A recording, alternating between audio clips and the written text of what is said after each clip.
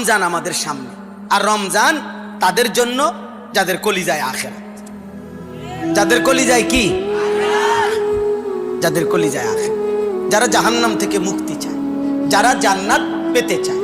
অতএব আপনি আমি ফয়সালা করেন আপনার কলিজায় আখিরাত কিনা। যদি আখিরাত হয় রমজানকে কদর করুন। বলেন ইনশাআল্লাহ, বলেন ইনশাআল্লাহ। মহান আল্লাহ পাক রব্বুল আলামিন রমজানকে সামনে রেখে আল্লাহ বান্দাকে বলে, বান্দা 11 মাসে তোমার ঘাটতি, কমতি, তোমার দুর্বলতা আমি দেখছি বান্দা। তুমি ঠিক মতো ইবাদত করতে পারো নাই, তুমি গুনাহ বেশি করে ফেলছো, তুমি নেকি কম করেছো। আচ্ছা বান্দা ঠিক আছে ইমানদার, আচ্ছা সব বাদ দাও, ঠিক আছে ইমানদার, তুমি মনে রেখো আমি বাস্তবিক অর্থে তোমাকে জান্নাত দিতে চাই বান্দা। অতএব যাও, গোটা 11 মাস আমি আল্লাহ ছেড়ে দিলাম, বাদ দিলাম, যাও এবার শুধু আইয়ামাম মাদুদাত, গুনে গুনে 30টা দিন, একটা মাস 31 দিন হবে না, হয় 30 নয় 29, 31 দিন লাগবে না। গুন্না গুন্না তুমি 30টা দিন অথবা 29 দিন তুমি আমার রোজা পালন করবা, ইফতার করবা, সাহারি খাইবা, 20 রাকাত তারাবি পড়বা, শেষ দশক এতেকাফ করবা, সবে কদর তালাশ করবা, গুনাহ একটা একটা ছেড়ে দিবা। সুদ খাইবা না, মদ খাইবা না, জুয়া খেলবা না, চুরি করবা না, জেনা করবা না, উলঙ্গ ছবি দেখবা না, নর্তকীর নাচ দেখবা না, বেপর্দা চলবা না, বেহায়া চলবা না, হারাম রোজগার করবা না, কাউকে ধোকা দিবা না, প্রতারণা করবা না, আমার একটা একটা বন্দিগি করবা, সেজদা, তেলাওয়াত, জিকির, রোজা, ইফতার, সাহারি, তারাবি, এতেকাফ, সবে কদর, একটা একটা মুহূর্ত। আল্লাহ বলছে রমজানের 30টা দিন বান্দা আমি স্বর্ণের দামে না, রূপার দামে না, মণি মুক্তার দামে না, আসমান ও জমিনকে 100বারও যদি দাম ধরো এর চাইতে বেশি দামে রমজানের এক এক সেকেন্ড আমি তোমারে দিলাম বান্দা। তুমি সেজদা দিবা একটা, ফেরেশতা লিখবে 70টা। সুবহানাল্লাহ বলবা একবার, ফেরেশতা লিখবে 70 বার। না না না 70 বার না, আরো বেশি, আরো বেশি।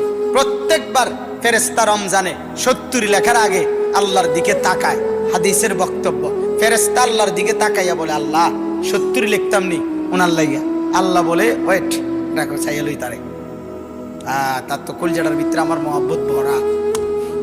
তে সারাদিনে একটা মিছা কথা কইছে না, একটা বার নারী দেখে নাই, একটা টাকা হারাম নেয় নাই, একটা মিনিট 100 গ্রামও ওজনে কম দেয় নাই, চোখটা নামাইয়া রাখছে। ফেরেশতা বলস কি, এক সেজদা 70 দিলে হয় আমার এমন বান্দারে 700 লেখ না, 7000, 70,000, 7 লাখ, 70 লাখ, 7 কোটি, 70 কোটি, 70,000 কোটি। খোদার কসম কখনো কখনো আল্লাহ বলে, ফেরেশতা তুমি কলম রাখো, সাআকতুবু, আমি আল্লাহ লিখবো, আমি লিখবো। আমি একে কত দিব এটা আমি লিখব, তুই তো পারতাম, তোমার ক্যালকুলেটর ধরবে।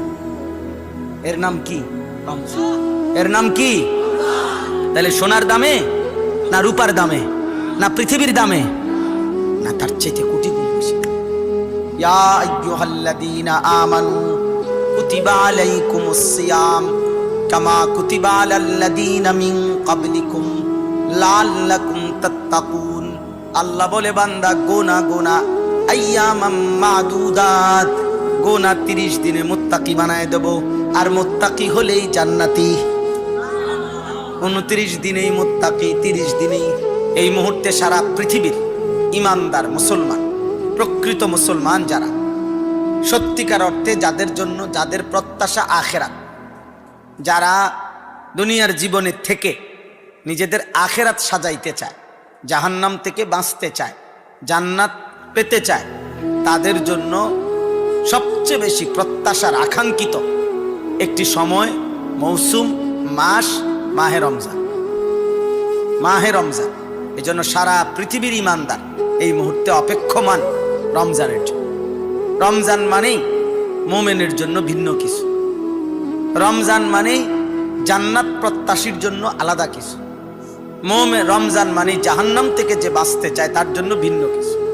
আর শুধু দুনিয়াদার যারা, তার জন্য তেমন কিছুই না। আগের মতোই দিন, আগের মতোই রাত, আগের মতোই সন্ধ্যা হয়, আগের মতোই ভোর হয়, আগের মতোই বাজার করে, ব্যবসা করে, খায় দায়, শুধু জাস্ট একটু খাবার দাবারের রুটিন বদলায়। আগে সকাল 8টা 9টার দিকে একটা নাস্তা করতো, 2টা 2:30টার দিকে একটা ভাত খাইতো, আর রাত্রে আসার পরে আরেকবার খানা খাইতো। এই 3 বেলা, এখনো সেই 3 বেলায় সন্ধ্যার দিকে ইফতার করে, তারাবির পরে ভাত খায়, আবার ভোর রাত্রে খায়। তো 3 বেলা ঠিক আছে, শুধু জাস্ট একটু শিডিউল বদলাইছে, যে এই টাইম বদলাইছে। এই তাহলে এই জন্য শুধু দুনিয়া জীবন, যাদের দুনিয়া দরকার তাদের জন্য রমজান কিছুই না, কিন্তু খোদার কসম আখেরাত যার দরকার তার জন্য রমজান অনেক কিছু। আমরা কিতাবে পড়ছি, আকাবির কা রমাদান একটা কিতাব আছে উর্দুতে, বাংলাও এটার অনুবাদ আছে, আউলিয়ায়ে কেরামের সিয়াম সাধনা। এই বইতে আছে এই ভারতীয় উপমহাদেশের সর্বজন শ্রদ্ধেয় শ্রেষ্ঠ বুজুর্গ আলেম, পৃথিবী বিখ্যাত আলেম ছিলেন শেখুল হাদিস হযরত মাওলানা জাকারিয়া রহমতুল্লাহ আলাইহি। তিনি এই কিতাব লিখছেন। ওই কিতাবের মধ্যে আছে পূর্ববর্তী জামানার বুজুর্গানে দিন একটা রমজান শেষ হইলে, ঈদের চাঁদ উঠলে শাওয়ালের 1ম তারিখ থেকে আবার দোয়া শুরু করতেন, আল্লাহ আরেকটা রমজান নসিব করি। মানে পরবর্তী 1 বছর আবার প্রত্যাশা করতেন, আরেকটা রমজান চাই, আরেকবার সবে কদর চাই, আরেকবার তারাবি পড়তে চাই, আরেকবার রমজানের চাঁদ দেখতে চাই। এই হলো মুমিনের প্রত্যাশা, মুমিনের প্রত্যাশা। রাসূলুল্লাহ সাল্লাল্লাহু আলাইহি ওয়াসাল্লাম সারা বছর আজীবন তিনি শতভাগ আল্লাহর ইবাদত করতেন। নবীজি সাল্লাল্লাহু আলাইহি ওয়াসাল্লাম শতভাগ ইবাদত করতেন। আল্লাহ তাআলার কোনো ইবাদতের মধ্যে কোনো ঘাটতি কমতি নবী সাল্লাল্লাহু আলাইহি ওয়াসাল্লামের জন্য কল্পনাও করা যায় না, বরং তিনি সব ইবাদত শতভাগ পূর্ণ করছেন, পূর্ণই করেছেন। যিনি 24 ঘন্টায় আল্লাহর ইবাদতের উপরেই থাকতেন, আল্লাহর হুকুমের উপরেই তিনি জিন্দেগি কাটাইছেন। আম্মা জান আয়েশা রাদিয়াল্লাহু তাআলা আনহা, নবীজি সাল্লাল্লাহু আলাইহি সাল্লামের বিবি, তিনি বলছেন, কানা রাসূলুল্লাহ সাল্লাল্লাহু আলাইহি ওয়াসাল্লাম ইয়াযকুরুল্লাহ ফি কুল্লি আহইয়ানিহি। রাসূলুল্লাহ সাল্লাল্লাহু আলাইহি ওয়াসাল্লাম সর্বদাই আল্লাহর জিকির করতেন, মানে আল্লাহর স্মরণ করতেন, আল্লাহর বন্দেগী করতেন। কোনো না কোনো ইবাদতে, দাওয়াত, তালিম, তাবলীগ, ইমামত, জিহাদ, কোরআনুল কারীম শেখানো, মাসাইলের উত্তর দেওয়া, আল্লাহর রাস্তায় যুদ্ধ করা, জিব্রাইলের কাছ থেকে কোরআন গ্রহণ করা, সারাক্ষণই তিনি জিকির, তেলাওয়াত, তাহাজ্জুদ, 5 ওয়াক্ত নামাজ, জুমার নামাজ, এই দ্বীনি ফিকিরের মধ্যেই নবী সাল্লাল্লাহু আলাইহি সাল্লাম থাকতেন। তাহলে ওনার জীবনে কোনো ত্রুটি, ঘাটতি, কমতি ছিল না। কিন্তু তবুও তিনি প্রত্যেক বছর রমজান আসার 2 মাস আগে থাকতেই রমজান পাওয়ার জন্য টানা 2 মাস খুদ রাসূলুল্লাহ সাল্লাল্লাহু আলাইহি ওয়াসাল্লাম লাগাতার দোয়া করতেন, লাগাতার রমজানের জন্য 2 মাস দোয়া করতেন, আল্লাহুম্মা বারিক লানা ফি রাজাব ওয়া শাবান ওয়া বাল্লিগনা রমাদান। তাহলে এটাই প্রমাণ করে নবী সাল্লাল্লাহু আলাইহি সাল্লামের কাছে রমজানের কত কদর ছিল, কি পরিমাণ কদর ছিল তার কাছে, রমজানের কদর ছিল কি পরিমাণ, চিন্তা করে দেখেন। তাইলে ইনসাফের সাথে ভাবেন যে নবী সাল্লাল্লাহু আলাইহি সাল্লামের 1 সেকেন্ড যার নেকির কোনো ঘাটতি ছিল না, গুনাহের কোনো সম্ভাবনাই ছিল না, সেই তিনি যদি 2 মাস রজব এবং শাবান রমজান মাসের জন্য দোয়া করেন, রমজানের আকাঙ্ক্ষা করেন, তাহলে আমাদের মতো গুনাহে ভরা নাফরমান বান্দার জন্য রমজান কতটা প্রিয় হওয়া উচিত, প্রিয় হওয়া উচিত। এই জন্য বললাম রমজান মানে ইমানদারের জন্য ভিন্ন কিছু, ইমানদারের জন্য ভিন্ন কিছু, ভিন্ন কিছু।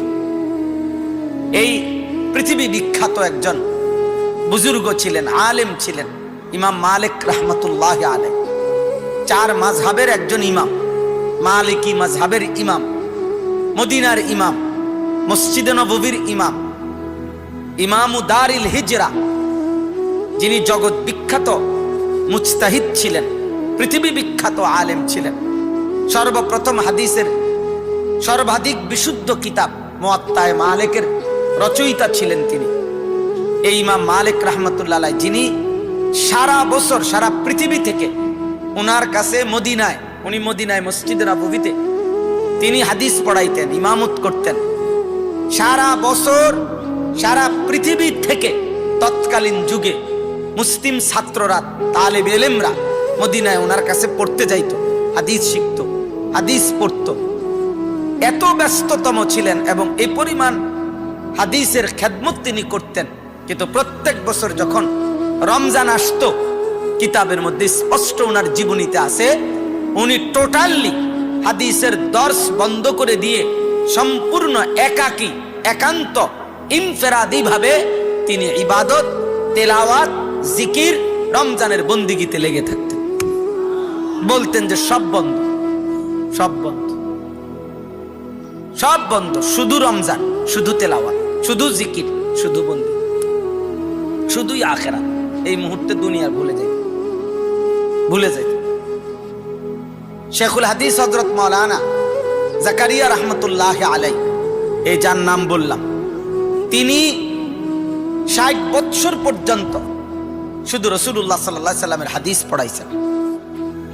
ভারতের সাহারানপুরে বছরের পর বছর মাজাহিরুল উলুম সাহারানপুর, পৃথিবী বিখ্যাত মাদ্রাসা, দারুল উলুম দেওবন্দের পরে দ্বিতীয় পৃথিবীর শীর্ষ শ্রেষ্ঠ মাদ্রাসা হলো সাহারানপুর।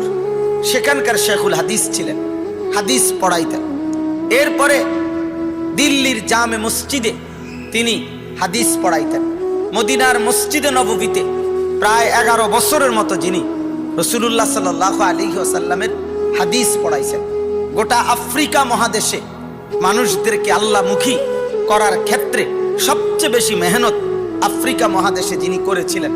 পৃথিবীতে ওনার হায়াতেই ওনার হাদিসের ছাত্র যেমন ছিল হাজার হাজার, ওনার হাতে বায়াত, মুরিদ ছিল তরিকতের লাইনে হাজার হাজার। যার ফলে সারা বছর ওনার ওই সাহারানপুরে যেখানে তিনি থাকতেন, সেখানে দলে দলে ছাত্র এবং ভক্ত আসতো। তো সাহারানপুর রেল স্টেশনে আপনার মানুষ যখন নামতো, দিনদার চেহারা সুরত দেখলে সাহারানপুর রেল স্টেশনের কুলি যারা, এই কুলিরাও দেখলে চিনতো যে উনি জাকারিয়া রহমতুল্লাহর কাছে যাবে।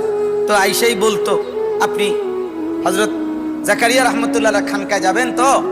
হ্যাঁ, তো চলেন আমি আপনাকে নিয়ে যাচ্ছি। অর্থাৎ কুলিরাও চিনতো, জানতো। কিন্তু আমার বলার উদ্দেশ্য হলো, যে মানুষটা সারা বছর এত ব্যস্ত ছিলেন, হাদিসের দর্শ দিতেন, আবার আধ্যাত্মিকতার সাধনা করতেন, হাজার হাজার মুরিদ, ভক্ত, ছাত্র, কিন্তু যখনই রমজান আসতো, কিতাবে স্পষ্ট ওনার জীবনীতে আছে, উনি টোটালি ওনার ঘরের দরজা, কামরার দরজা বন্ধ করে দিতেন। শুধু নামাজের জামাতের জন্য মসজিদে যাইতেন, জামাত শেষ হইলে আবার কামরায় ঢুকতেন।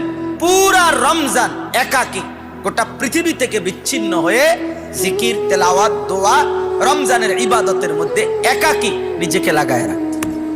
আর ফলে তখন এটা কিতাবে লিখছে, ওই রমজান মাসে যদি কোনো ভক্ত, ছাত্র যেই বেখেয়ালে যদি না জানার কারণে সাহারানপুর রেল স্টেশনে নামতো, ওই কুলিরাও যখন দেখতো এই লোকরে দেখে বোঝা যাইতেছে হযরতুল্লাহর খানকায় যাবে, জাকারিয়া রহমতুল্লাহর সাথে সাক্ষাতের জন্য যাবে, অথচ কি মাস বোঝেন নাই, অথচ কি মাস।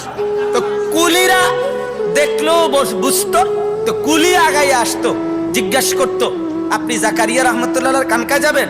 তো যদি এই লোক বলতো জি হযরতুল্লাহর খানকায় যাব, তো কুলি বলতো ইন্না লিল্লাহ, আপনি জানেন না শায়েখের এখন রমজান মাস, হযরতের এখন কি মাস? রমজান মাস। হায় হায়, আপনি আসলেন কেন? এখন তো সাক্ষাৎ পাবেন, এখন তো সাক্ষাৎ পাবেন। এমন কদর করতেন, এমন কদর করতেন। যুগ যুগ ধরে ইসলামের ইতিহাসে এটা যে রাসূলুল্লাহ সাল্লাল্লাহু আলাইহি ওয়াসাল্লাম, সাহাবায়ে কেরাম, আউলিয়ায়ে কেরাম, মুহাদ্দিসিনে কেরাম, উলামায়ে কেরাম, দিনদার সাধারণ যারা মুসল্লিদের মধ্যেও আল্লাহ প্রেমিক, আখিরাত প্রিয় মানুষ, তাদের জন্য রমজান ভিন্ন কিছু, রমজান আলাদা কিছু। এই জন্য মনে রাখবেন, আমি শুরুতে এই জন্য এই আয়াত পড়ছি রমজানকে সামনে। এই মুহূর্তে সারা পৃথিবী উলামায়ে কেরাম, মসজিদের ইমাম, বক্তা, ওয়াইজ, খতিব উম্মতকে, আল্লাহর বান্দাদেরকে মাহে রমজানের কথাই মনে করাইতেছে যে রমজান। আমরা বাংলাদেশ হয়তো একটু ব্যতিক্রম, 12 তারিখ পর্যন্ত আমরা এই মুহূর্তে সবাই ব্যস্ত 12 তারিখ নিয়ে, কিন্তু সারা পৃথিবী ব্যস্ত ইমানদাররা মাহে রমজান নিয়ে। আমরাও এরা মেয়াদ যাইব আশা করা যায়, এই আর অল্প কয়েকদিন, এই সপ্তাহটাই হয়তো একটু উড়াউড়ি যাইবে আর কি। এরপরে আবার সবাই বলবে প্রথম থেকে যা ছিলাম তাই। হ্যাঁ, 13 তারিখ সকালেও দেখবো রোড ভাঙ্গা, আবার 13 বছর পরেও দেখবো এই ঢাকার জ্যাম বাইজা রয়েছে। কতজন আইবে, কতজন যাবে, বুঝেন নাই কথা। কিন্তু আমরা এই জ্যাম ভাঙ্গে যাইতে, হ্যাঁ এটাই কথা, এটাই কথা। অতএব ইমানদারের জন্য মাহে রমজান, সারা পৃথিবী জুড়ে এখন প্রস্তুতি মাহে রমজান, মাহে রমজান, মাহে রমজান।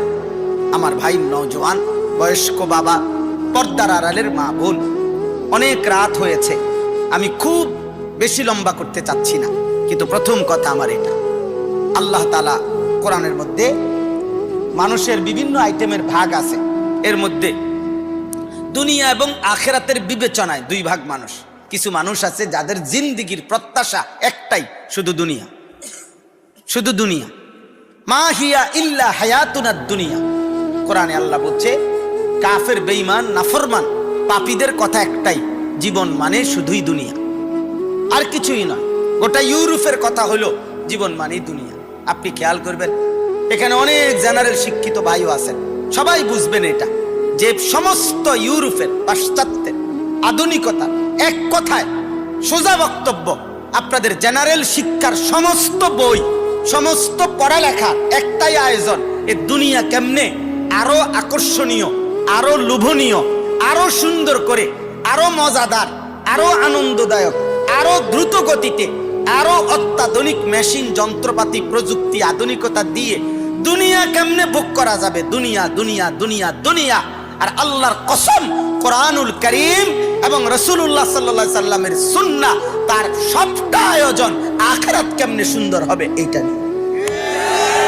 এজন্য এটা সব সময় মনে রাখতে হবে, জেনারেল শিক্ষা আর মাদ্রাসা শিক্ষাকে ইসরাফিলের ফু পর্যন্ত এক করা কারো পক্ষে সম্ভব হবে না, কোনোদিনও না। ঢাকা চিটাগাংয়ের যাত্রী, 2 জায়গার যাত্রীরে এক বাসে কোনোদিনও পৌঁছানো যাবে না গন্তব্যে। আপনি বুঝেন নাই? ঢাকা চিটাগাংয়ের যাত্রীকে একই বাস দিয়া গন্তব্যে কোনোদিনও পৌঁছানো যাবে না। ঢাকা একদিকে, চিটাগাং আরেকদিকে, ভিন্ন ভিন্ন বাসে উঠাইতে হবে দুজনের। এক বাসে দুজন যাইতে পারত না, এক বাসে যাবে না, এক বাসে এটা জাগাত খারাই থাকবে। হ্যাঁ, কোন দিকে যাবে? ঢাকাওয়ালা বলবে আমি ঢাকা বার, তো হেদিকে, তুই হেদিকে যাও। চিটাগাংওয়ালা বলবে ওইদিকে। হ্যাঁ, এটাই বাস্তবতা। এই জন্য জেনারেল শিক্ষা হারাম না। জেনারেল শিক্ষা কি নয়? হারাম নয়।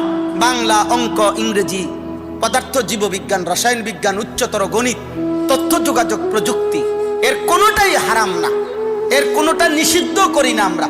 আমরা কোনোদিন নিরুৎসাহিত করি নাই কোনোদিন। আমরা শুধু এটা বলছি, আমরা শুধু এটাই বলতে চাই, মুসলমানের বাপ, মুসলমানের সন্তান, মুসলমানের মা, আমি শুধু মনে করাই দিতে চাই, 16 বৎসর যে তোমারে পড়াইলো, যারা তোমারে পড়াইলো, 16 বৎসরে পড়ার প্রয়োজনে, শিক্ষার প্রয়োজনে বাংলা প্রথম পত্র আলাদা করা গেছে, দ্বিতীয় পত্র আলাদা করা হলো, ইংরেজি প্রথম পত্র আলাদা হইল, ইংরেজি দ্বিতীয় পত্র আলাদা হইল, সাধারণ গণিত আলাদা, উচ্চতর গণিত আলাদা, পদার্থ বিজ্ঞান আলাদা, জীববিজ্ঞান আলাদা, রসায়ন বিজ্ঞান আলাদা। প্রয়োজনের কারণে কত বিষয় ভাঙ্গা ভাঙ্গা ভাঙ্গা ভাঙ্গা আলাদা করে করে করে করে করে করে দুনিয়া 16 বৎসরে তোমারে শিখাইলো। কিন্তু তুমি যে মুসলমান, তোমার যে আল্লাহ আছে, আখিরাত আছে, 16 বৎসরের এই ধারাবাহিক পড়ালেখার জীবনে 1 ঘন্টা প্রতিদিন, আধা ঘন্টা সময় আল্লাহর কোরআন এখানে লাগানো, সংযোগ করা গেল না কেন? যার কারণে 16 বৎসর পরে শিক্ষিত ছেলেটা মুসলমান, অথচ 1 লাইন আল্লাহর কোরআন দেখে দেখেও শুদ্ধ পড়তে পারে না। দুর্ভাগ্য তোমার কপালে, দুর্ভাগ্য তোমার পড়ালেখার উপরে, দুর্ভাগ্য, বদনসিব তুমি, বদনসিব। তোমারে দুনিয়া দুগা ভাত খাবানোর কথা কইয়া এতটি বই পড়াইলো, তোমারে আখিরাতে জান্নাতের জন্য আল্লাহর কোরআন পড়াইতে পারল। দুর্ভাগ্য। অথচ তোমার চোখের সামনে এরকম হাজারো লক্ষ মানুষ এক কলম পড়ালেখা জানে না, সরু সরেও জানে না, ABCDও চিনে না, নাম দস্তখত করতে জানে না, টিপসই দেয়, এই তো দুনিয়া খাইয়া ফুরে লাইতেছে। ওই তো বিল্ডিং, বাড়ি, গাড়ি, বিয়া শাদী, নেতাগিরি, মাতবুরি সব করতে আসে। তো হেইতে করে কেমনে বলেন? বলে মূর্খ মানুষ পয়সাওয়ালা নাই? আমরা আমার এলাকায় চলে লাকসাম, আমার বাড়ি, আসেন আমি দেখাই। হাজার কোটি টাকার মালিক, হাজার হাজার কোটি টাকার মালিক, ঢাকা শহরে মডেল টাউনের মালিক। উনি এত বড় ফ্যাক্টরির মালিক, আমি নাম বলুম না ইচ্ছা করে, কিন্তু ওনার এলাকার, ওনার ফ্যাক্টরির নামে ঢাকা শহরে ওই এলাকার নাম, ওই স্টেশনের নাম, বাস ওই নামে থামে, ওনার ইয়ার নাম কইলে আমগো লাকসাম বাড়ি। কিন্তু উনি আলহামদুলিল্লাহ সরু কিতা সরে কিতা উনি চিনেন, উনি কিচ্ছুই চিনেন, উনি মারা গেছেন এখন। আমি এটা ওনার বদনাম বলছি না, বুঝাইছি দুনিয়া তো আল্লাহ ওনারও দিছে, দেয় নাই? দুনিয়া আল্লাহ। স্বাভাবিক, টেনশন করো না ভাই, বাহিরের কারোর জন্য টেনশন করো, সব এক লগে বুঝাইতে হবে এমন জরুরি, দুই একজন খামখেয়ালি থাকবে খালি বালি। চলো ভাই, যে সামনে বসছেন তার জন্য ফিকির, সবারই ফিকির করতে বসি নাই আমরা, যাকে আল্লাহ তৌফিক দিছে সে শুনবে। হ্যাঁ, তো এই জন্য বললাম আমি, আমার কথা এটাই, মাদ্রাসা কি? কোরআন সুন্নাহর মৌলিক পার্থক্য এটাই, এখানে আখিরাতের আয়োজন, ওইখানে দুনিয়ার আয়োজন।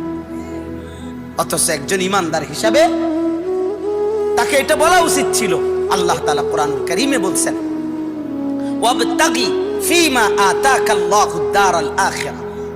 কোরআনের স্পষ্ট আয়াত, আল্লাহ বলছে, বান্দা আমি তোমাকে যা কিছু দিয়েছি, শরীর, স্বাস্থ্য, জীবন, যৌবন, সুস্থতা, অর্থ, সম্পদ, বুদ্ধি, বিবেক, হাত, চোখ, নাক, কান, অঙ্গ প্রত্যঙ্গ যা দিয়েছি সবকিছু দিয়ে বান্দা এক নম্বরে তুমি আখিরাতের ঘর জান্নাত তালাশ করো, এ তোমার প্রথম দায়িত্ব।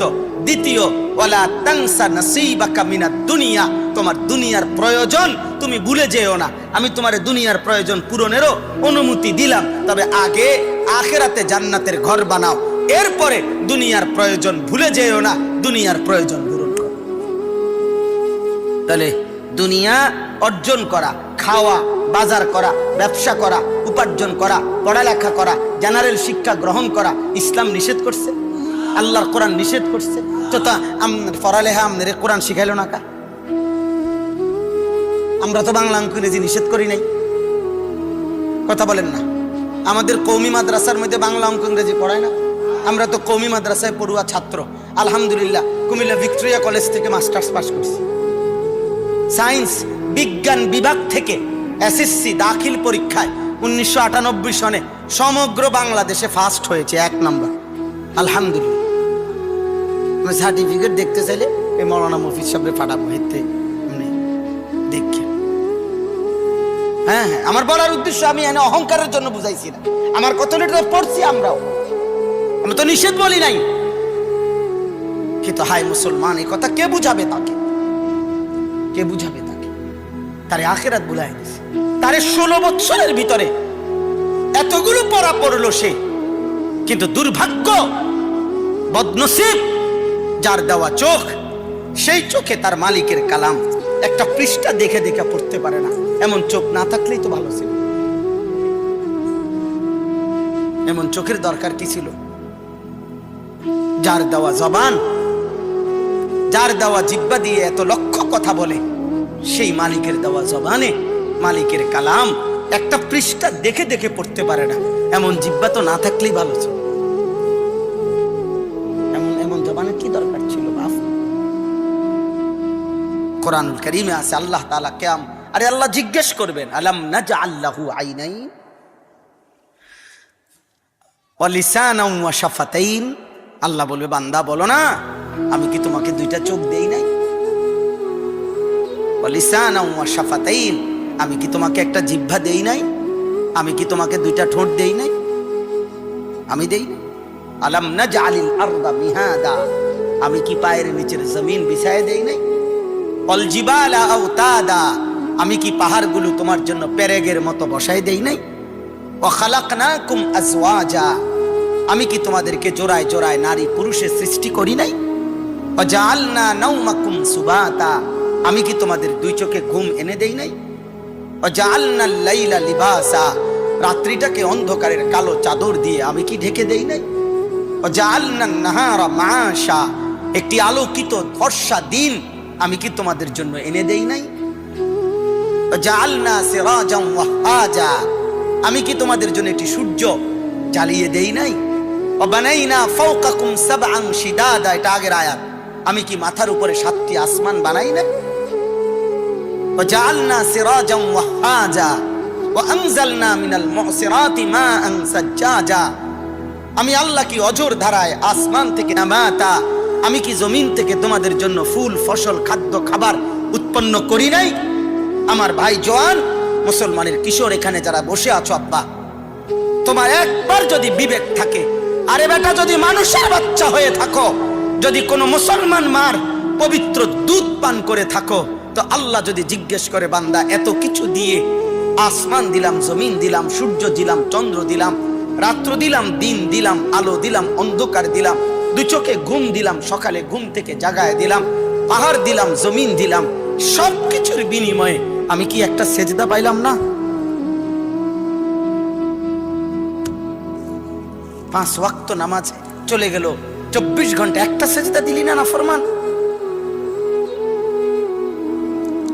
হ্যাঁ, আরে মানুষের ঘরে মানুষের বাচ্চা হইয়া এত বড় অসভ্য কেমনে হয়? এত বড় বেয়াদব মানুষের ঘরে কেমনে হয় বলেন? এইসব বেয়াদব কেমনে হয়? এটা কি বেয়াদব? এর কি শিখাইলো, কি শিখলো? এর মধ্যে মানবতা কোথায়? এর মধ্যে ভদ্রতা কোথায়? এর মধ্যে কৃতজ্ঞতা কোথায়? কিচ্ছু নাই বেটা, কিচ্ছু নাই। সেজদাবিহীন নাফরমান, তার কাছে কিচ্ছু নাই, কোন আখলাক, কোন ভদ্রতা, চারিত্রিক কোন গুণ তার মধ্যে নাই। অকৃতজ্ঞ মানুষ কোনোভাবেই ভদ্রতার কোনো কাতারে সিরিয়ালে পড়ে না। অকৃতজ্ঞ মানুষকে মানুষ মানুষ মনে করে না। এত বড় কায়নাত দিয়ে যে রব্বুল আলামিন দিলেন, তার কোনো কৃতজ্ঞতা নাই? কথা বলেন না তো? 365 দিনে খোদার 1 বছরে যে কোনোদিন ফজরের নামাজ পড়ে নাই, ওর কি কোনোদিন ভোর হয় না? তো সে কি কোনোদিন ভোরের আলো দেখবে না? সে কোনোদিন ফজরের আজান শুনবে না? কিভাবে সম্ভব এটা? 365 দিন খোদার 1 বছরে কোনোদিনও ফজরের নামাজ পড়লা না? তুমি জানো না ফজর ওয়াক্ত হয় কখন? আমার কাছে আমরা কিতাবে পড়ছি, হযরত আনাস ইবনে মালিক রাদিয়াল্লাহু তাআলা আনহু, ইসলামের ইতিহাসে হযরত ওমর রাদিয়াল্লাহু তাআলা আনহুর জামানায়, ইসলামের দ্বিতীয় খলিফা, ওনার আমলে সবচেয়ে বেশি মুসলিম সাহাবারা যুদ্ধ করতে বেশি এলো ওমরের জামানায়। অর্ধ পৃথিবী শাসন করতে গিয়ে শত শত অঞ্চলে পারস্য এবং রোম সাম্রাজ্যের বিরুদ্ধে মুসলমানরা দিবা নিশি সাহাবায়ে কেরাম যুদ্ধ করছেন, বুঝেন নাই? জিহাদ করছেন। এই ইসলামের ইতিহাসের সবচেয়ে দুর্ধর্ষ জিহাদ ওমর রাদিয়াল্লাহু তাআলা আনহুর জামানার জিহাদের মধ্যে একটা জিহাদের নাম হলো তুস্তারের যুদ্ধ। ফার্সিতে বলে সুস্তার, আর আরবিতে বলে তুস্তার, মানে পারস্য অর্থাৎ ইরানের পার্শ্ববর্তী একটি জায়গার নাম ছিল তুস্তার। এই যুদ্ধে সাহাবায়ে কেরাম পারস্যের কাফেরদের বিরুদ্ধে যুদ্ধ করেছিলেন। ওই যুদ্ধে 18 মাস এক টানা, মানে 1.5 বছর, 18 মাস ওই দুর্গ, ওই এলাকা মুসলমান সাহাবীরা, সৈন্যরা কাফেরদেরকে অবরোধ করে রাখছে। 18 মাস এই খণ্ড খণ্ড একটু একটু করে করে যুদ্ধ হয়েছে, কিন্তু 18 মাসেও যুদ্ধের কোনো ফলাফল হয় নাই, মানে জয় পরাজয় হয় নাই। কিন্তু মুসলমানরা অবরোধ ছাড়ে নাই সাহাবারা, মানে ইমানদার সাহাবাদের কথা হলো সমাধান একটাই, জিহাদ, এবং বিজয় আসবে। 18 মাস টাকার 18 বছর পরেও বিজয় কি আসবে, বিজয় আসবে, এই ছিল ওনাদের জান প্রাণ কথা। সর্বশেষ কিতাবের মধ্যে আছে যেই দিন 18 মাস পরে মুসলমান সাহাবারা এই তুস্তারের যুদ্ধে কাফেরদেরকে পরাজিত করছে চূড়ান্ত, ওই দিন ভোর রাত্রে মধ্যরাত্র পার হওয়ার পরে তীব্র যুদ্ধ শুরু হয়েছিল। 80 জন সাহাবী নিজেদের জান বাজি রেখে একটি গোপন সুড়ঙ্গ দিয়ে ওই দুর্গের প্রধান ফটক খুলে দিছিল। আর সাহাবারা ঢুকে কাফেরদের বিরুদ্ধে এমন তীব্র যুদ্ধ করছিল, যুদ্ধের তীব্রতায় মুসলমান আর সাহাবী এবং কাফের এইভাবে ভিতরে ঢুকে গেছে, যুদ্ধ করতে করতে ফজরের ওয়াক্ত হয়ে গেছে। ফজরের ওয়াক্ত হইয়া ফজরের ওয়াক্ত শেষ হয়ে গেছে, সূর্য উদয় হয়ে গেছে, কিন্তু কোন সাহাবী এমন তুমুল যুদ্ধ করতেছিল যে ইশারায় নামাজ পড়বে এটুকু সময়ও ছিল না। সর্বশেষ যখন সূর্য উঠে গেছে, আল্লাহ তাআলা মুসলমানদেরকে বিজয় দান করছে। কাফেররা পরাজয় স্বীকার করে চলে গেছে। সাহাবায়ে কেরাম এই একটিবার ওনাদের জীবনের একটি যুদ্ধে একবার ফজরের নামাজ কাজা করছে, অর্থাৎ সূর্য উদয় গেছে, এখন ফজরের নামাজ কাজা আদায় করছে। আমরা ওই কিতাবে পড়ছি, ইতিহাসের কিতাবে। ওই যুদ্ধে একজন সাহাবী ছিল, আনাস রাদিয়াল্লাহু তাআলা আনহু, হযরতে আনাস নবীজির খাদেম ছিল যিনি। এই আনাস পরবর্তী ওনার ইন্তেকাল পর্যন্ত যখনই যুদ্ধের ঘটনা আসতো, তখনই মুসলমানদের যুদ্ধের গল্প উঠলেই এই যুদ্ধের ঘটনা আসতোই। যেমন আমরা যুদ্ধের গল্প বললেই পিছনের ইতিহাস, বদরের যুদ্ধের নাম অটোমেটিকলি আমরা স্লোগান দিলেও কই বদর যুদ্ধের হাতিয়ার গর্জে উঠুক আরেকবার। ইসলামের কোন যুদ্ধের নাম না জানলেও মুসলমান মাত্রই এই যুদ্ধের নাম জানে, ঠিক না? এরকম আর কি। ওই সাহাবারা যুদ্ধের ঘটনা বললেই এই তুস্তারের যুদ্ধের কথা বলতো, কারণ এটা 18 মাস মেয়াদি 1.5 বছর যুদ্ধের পরে আল্লাহ মুসলমানদেরকে কি দিছে? বিজয় দিছে। কিন্তু কিতাবের মধ্যে লিখছে, বন্ধু নওজওয়ান ভাই দোস্ত তুমি শোনো আব্বা, এই যুদ্ধের ঘটনা যখনই আসতো হযরত আনাস ইবনে মালিক এই সাহাবী উনি চিৎকার দিয়া কাঁদা শুরু করতে, চিল্লাইয়া কাঁদতেন আর কি। তখন অন্যান্যরা বলতো, আরে আপনি কাঁদেন কেন? এই যুদ্ধে তো যাই হয়েছে, আমরা তো বিজয় লাভ করছি, 1.5 বছর লাগছে ঠিক আছে, কিন্তু আল্লাহ তো আমাদেরকে বিজয় দান করেছে। খোদার কসম হযরত আনাস চোখের পানি ফেলে বলতো, হায় তোমরা তো জানো না, এটাই তো সেই যুদ্ধ, যে যুদ্ধ আমার একবার জীবনে ফজরের নামাজ কাজা করছে। এই কথাটা বলে কাঁদতেন, মানে উনার এটা কইলেই উনার এটা মনে হইতো, আর উনি কাঁদতেন। জীবনে একবার ফজরের নামাজ কাজা হয়েছে, একদিন। এ ছিল সাহাবী। বিজয় তাদের হবে না, আমাদের হবে? বলো ভাই। 3টা স্লোগান দিয়া দেওয়া আর 4টা স্লোগান দিয়া দেওয়া, আর জীবন আল্লাহর পথে চালু রাখা, আল্লাহর পথে জীবন উৎসর্গ করা অনেক কঠিন, অনেক কঠিন, অনেক কঠিন, অনেক কঠিন। এই জন্য বললাম আমাদের প্রত্যেকের কাছে এটাই বুঝাইতে চাই, কারো কাছে জীবন শুধুই দুনিয়া, খাচ্ছে, ঘুমাইতেছে, পেশাব করতে আছে, বাথরুমে যাইতে আছে, ইট কিনতেছে, বালু কিনতেছে, সিমেন্ট কিনতে আছে, হ্যাঁ খাইয়া দাইয়া ভালো আছে, খাইয়া দাইয়া ভালো আছে। ছেলেরা মাশাআল্লাহ কামাই করে, মেয়েরা আলহামদুলিল্লাহ ভালো বিয়া দিছে। ভালো বিয়া মানে জামাই পয়সাওয়ালা। আপনি ভালো বিয়ার অর্থ এটাই বুঝবেন, যিনি বলবে আল্লাহর রহমতে একটা ভালো জামাই পাইছি, মানে হলো টেকা আছে, আর কিচ্ছু না। ভালো বলতে আর কিছু না। আপনি জিগাইবেন যে আল্লাহ চিনিনি, নামাজ চিনিনি, হ্যাঁ গো নিজস্ব ব্যাপার, এগুলা নিয়ে হুজুর আমি মাথা কামাই না। না না, আপনার মতো ভালো লোক আপনি মাথা কামাইবেন কিনতে?